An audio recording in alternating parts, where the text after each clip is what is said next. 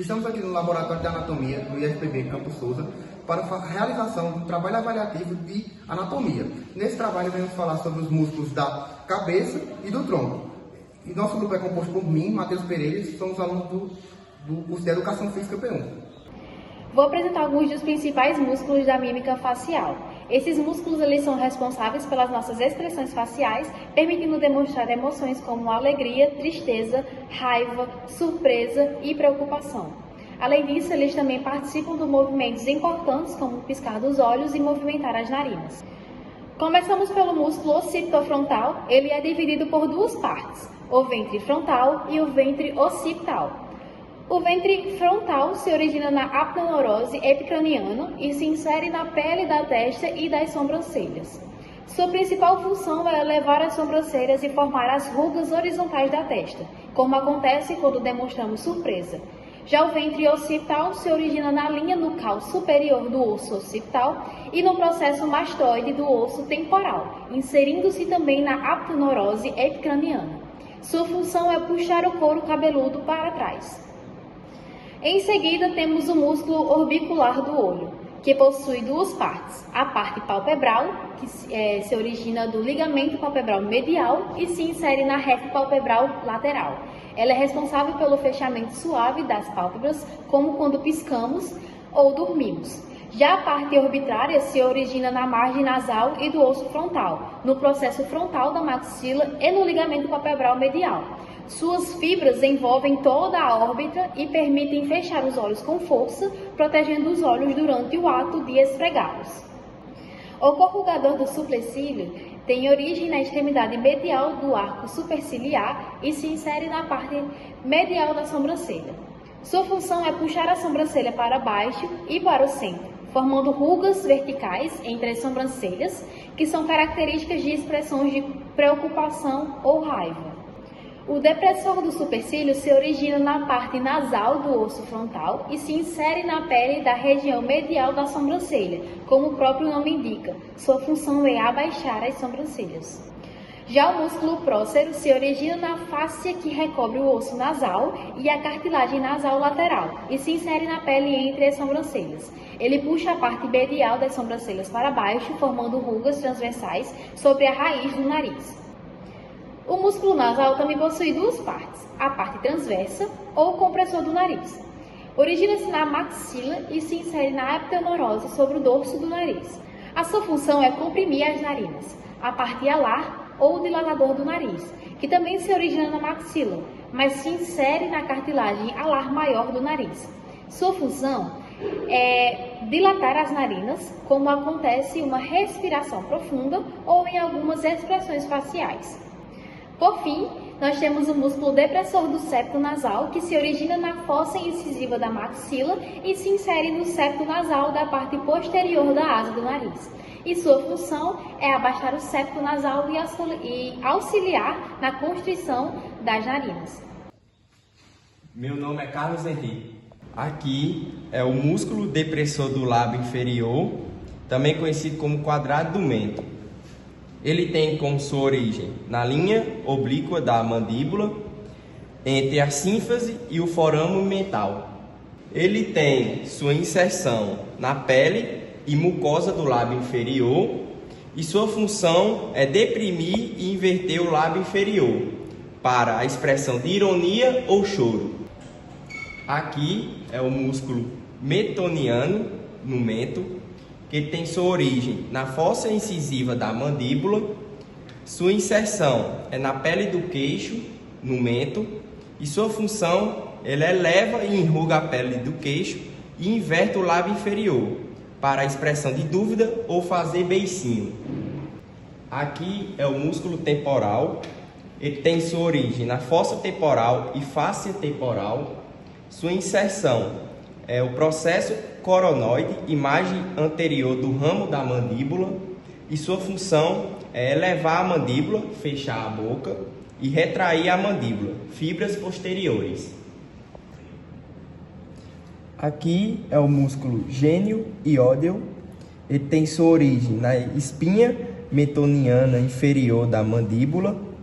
Sua inserção é na face anterior do corpo do osso ióide e sua função é tracionar o osso ióide anterior e superiormente, deprime a mandíbula quando o ióide está fixo. Aqui é o músculo omoiódeo, também conhecido como ventre inferior. Sua origem é na margem superior da escápula, próximo à incisura da escápula. Sua inserção é no tendão intermediário do músculo e sua função é deprime e retrai o osso ióide, tensionando a fáscia cervical profunda. Aqui é o músculo longo da cabeça. Ele tem sua origem nos tubérculos anteriores dos processos transversos das vértebras C3 a C6. Sua inserção é na face inferior da parte bacilar do osso occipital e sua função flexiona a cabeça e a coluna cervical alta. Aqui é o músculo escaleno médio. Ele tem sua origem nos tubérculos posteriores dos processos transversos de C2 a C7. Sua inserção é na face superior da primeira costela, atrás do sulco da artéria subclávia, e sua função eleva a primeira costela e flexiona lateralmente o pescoço. Aqui é o músculo reto posterior menor da cabeça. Ele tem sua origem no tubérculo posterior, no arco posterior do Atlas, C1. Sua inserção é na parte medial da linha nucal inferior do osso occipital e sua função é a extensão da cabeça na articulação atlanto-occipital. Por mim, Arthur Bandeira. Esse é o músculo esplênio da cabeça. Origem: metade inferior do ligamento nucal e processos espinhosos de C7 a T3. Inserção: processo mastoide do temporal e terço lateral da linha nucal superior. Função: unilateralmente inclina e rotaciona a cabeça para o mesmo lado. Bilateralmente estende a cabeça e o pescoço. Esse é o músculo semi-espinhal do pescoço. Origem: processos transversos de T1 a T6. Inserção: processos espinhosos de C2 a C5. Função: estende e rotaciona a coluna cervical para o lado oposto. Esse é o músculo longuíssimo da cabeça. Origem: processos transversos de T1 a T5 e processos articulares de C4 a C7. Inserção: margem posterior do processo mastoide do osso temporal. Função: estende a cabeça. Unilateralmente inclina e rotaciona a cabeça para o mesmo lado. Esse é o músculo multífido, lombar, torácico e cervical. Origem: sacro, espinha ilíaca posterior superior, processos mamilares de L1 a L5, processos transversos de T1 a T12 e processos articulares de C4 a C7. Inserção: processos espinhosos de 2 a 4 vértebras acima da origem. Função: estabiliza as vértebras durante movimentos locais da coluna. Unilateralmente rotaciona para o lado oposto e bilateralmente estende a coluna. Músculo trapézio. Origem: protuberância occipital externa mais linha nucal superior do osso occipital. Ligamento nucal, processos espinhosos de C7 a T12. Inserção: terço lateral da clavícula, acrômio, espinha da escápula. Função: estabiliza a escápula e ajuda na rotação dela para erguer o braço. Meu nome é Matheus Alexandre. Esse é um músculo orbicular da boca. Origem: fibras musculares ao redor da abertura da boca. Ângulo da boca, maxila e mandíbula. Inserção: pele e mucosa dos lábios.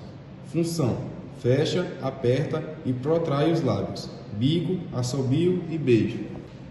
Esse é o músculo levantador do lábio superior e da asa do nariz. Origem: processo frontal da maxila. Inserção: cartilagem alar maior do nariz e lábio superior. E função: eleva o lábio superior e dilata a narina. Esse é o músculo zigomático menor. Origem: face anterior do osso zigomático. Inserção: pele e musculatura do lábio superior, medial ao ângulo. Função: eleva o lábio superior, expondo os dentes superiores. Tristeza ou desdém. Esse é o músculo zigomático maior. Origem: face lateral do osso zigomático. Inserção: ângulo da boca, modíolo. Função: traciona o ângulo da boca para cima e para fora. Sorriso aberto, risada. Esse é o músculo risório. Origem: face massetérica e parotídea. Inserção: pele do ângulo da boca.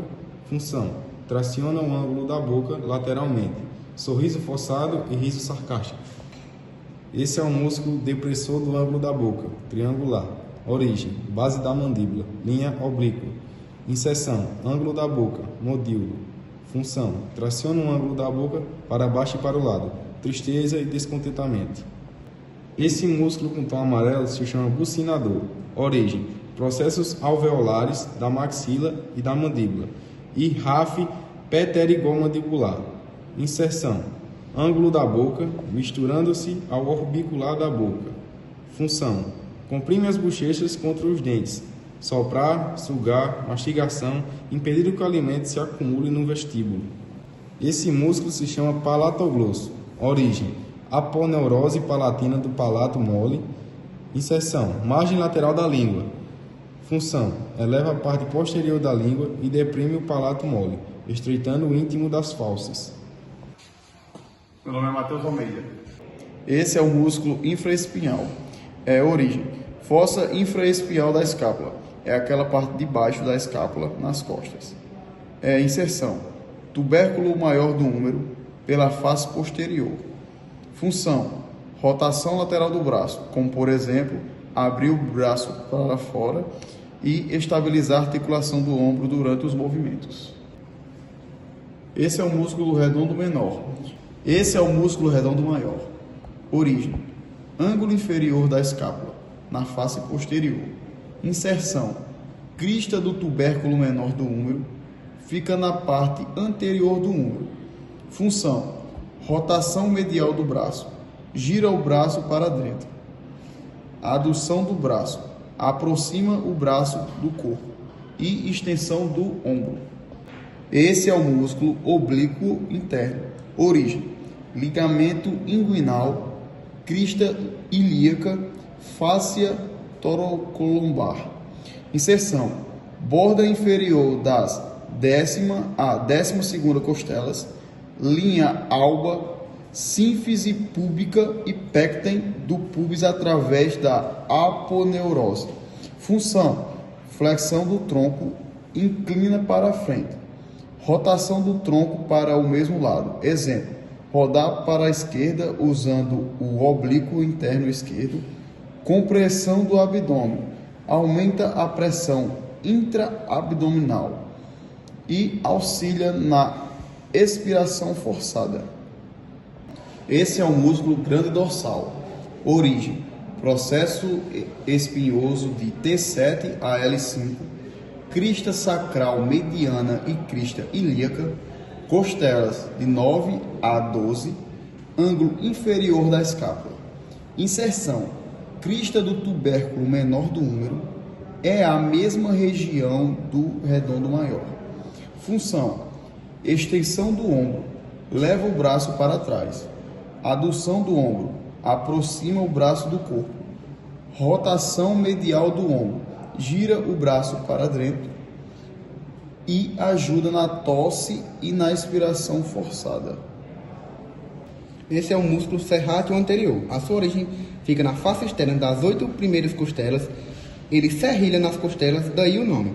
Inserção: borda medial e face costal da escápula.